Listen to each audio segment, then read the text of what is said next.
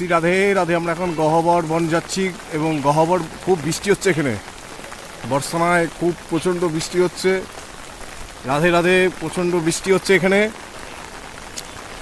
মুষলধারে বৃষ্টি হচ্ছে। আজ সকাল থেকে, কালকে রাতেও বৃষ্টি হয়েছে, এখানে প্রচুর বৃষ্টি হচ্ছে। রাধে রাধে।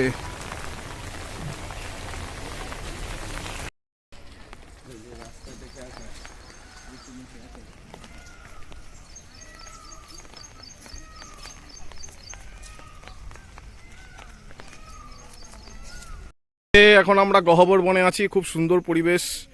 গহ্বর বন, পুরো বনটা একদম গহ্বর বন।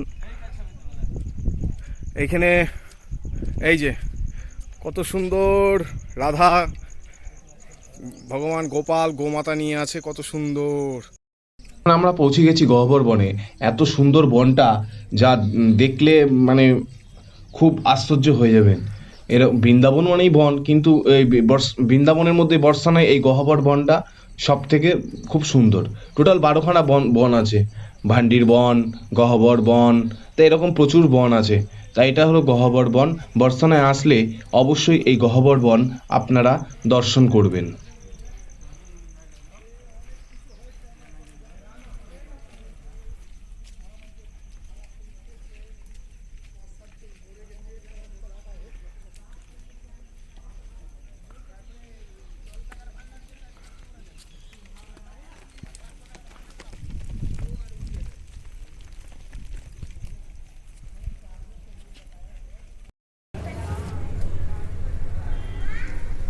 আমরা এখন পৌঁছে গেলাম কুশল বিহারীজি মন্দির।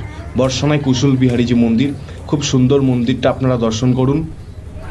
এত বড় মন্দির, খুব ভালো লাগবে। রাধে রাধে।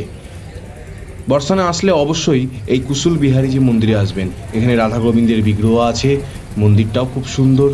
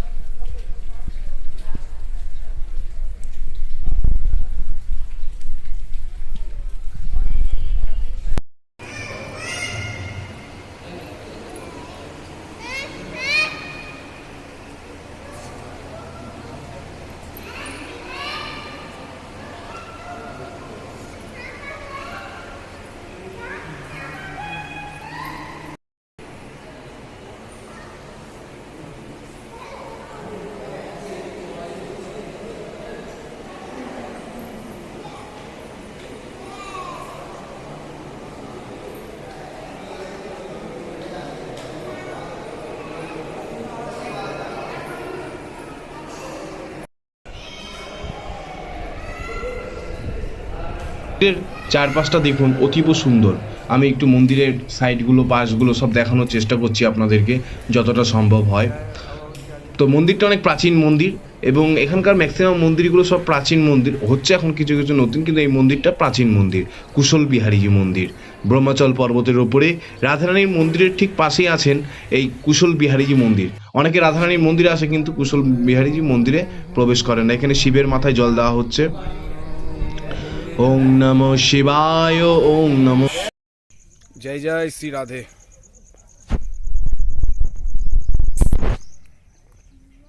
কৃষ্ণায় বাসুদেবায় হরে পরমাত্মনে প্রণত ক্লেশনাশায় গোবিন্দায় নমো নমঃ। হরে কৃষ্ণ কৃষ্ণ কৃষ্ণ হরে হরে, হরে রাম রাম রাম হরে হরে। রাধে রাধে। এখন আমি গহ্বর বনে আছি, মাথায় দেখছেন ছাতা নিয়ে আছি। এখানে বৃষ্টি হচ্ছে। গহ্বর বন, খুব সুন্দর পরিবেশ একটা। গহ্বর বন, পরিবেশটা দেখুন, খুব সুন্দর অপূর্ব পরিবেশ এটা, বর্ষানায় গহ্বর বন। রাধে রাধে। আপনারা সবাই ভালো থাকবেন, আর রাধে রাধে। কমেন্টে আমাকে বলুন কেমন লাগছে এই পরিবেশ। রাধে রাধে।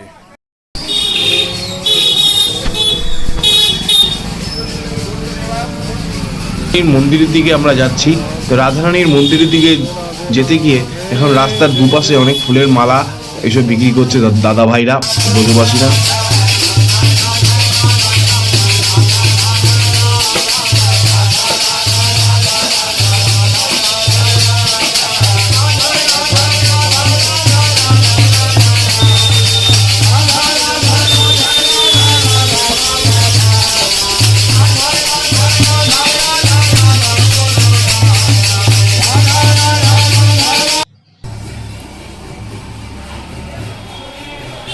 এই হলো মন্দিরে যাওয়ার রাস্তা। এটা ঠিক পিছন সাইড দিক দিয়ে যাওয়া, মানে পরিক্রমার রাস্তা। পরিক্রমা করে যারা ঢুকবেন মন্দিরে, সেই পরিক্রমায় ঢোকার এই রাস্তাটা মন্দিরে যাওয়ার।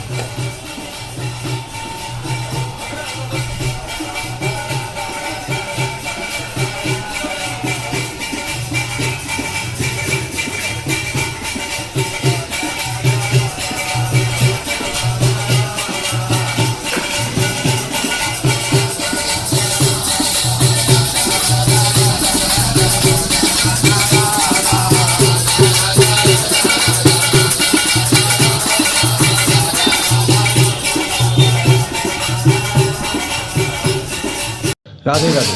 এই জায়গাটায় প্রথমে রাধারানীকে পাওয়া গেছিল। রাধারানীকে পরে এখান থেকেই শ্রী রাধারানীর মন্দিরে নিয়ে যাওয়া হয়। তো এখানে প্রত্যেকে বাবাজিরা ভক্তরা পরিক্রমা করে থাকেন, যেহেতু এখানেই প্রথমে রাধারানীকে পাওয়া গেছিল। তো মিনিমাম তো 4 বার পরিক্রমা করতেই হয়। রাধে রাধে। সুন্দর এক দর্শনীয় জায়গা। সুন্দর সুন্দর গোপালের ড্রেস এখানে বিক্রি হচ্ছে। রাধে রাধে। অপূর্ব সুন্দর এই গোপালের ড্রেসগুলো।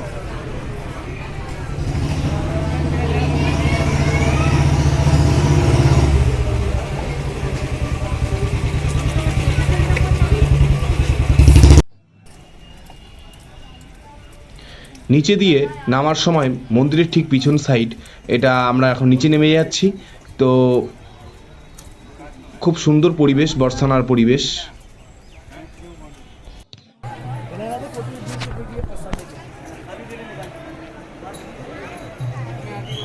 আর মন্দিরে ওঠার জায়গা হলো এটা, সামনে দিয়ে একদম ফ্রন্ট সাইড প্রবেশদ্বার।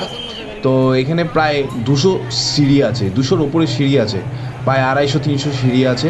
যারা সিঁড়ি দিয়ে উঠতে পারবে না তাদের জন্য রোপেও ব্যবস্থা আছে, কিন্তু সিঁড়ি দিয়ে ওঠা রাধারানীর মন্দিরের কাছে পৌঁছানো, রাধারানীকে পুজো দেওয়া, এটা এক আলাদা আনন্দ। শ্রী লাডলি জি মহারাজ কি জয়, बरसाने धाम की जय, প্রিয়াকুঞ্জ শ্রীমতী রাধা রানী সরকার কি জয়। এখানে লাডলিজি মহারাজ বলা হয়, রাধা রানীকে লাডলিজি বলা হয়ে থাকে। রাধে রাধে।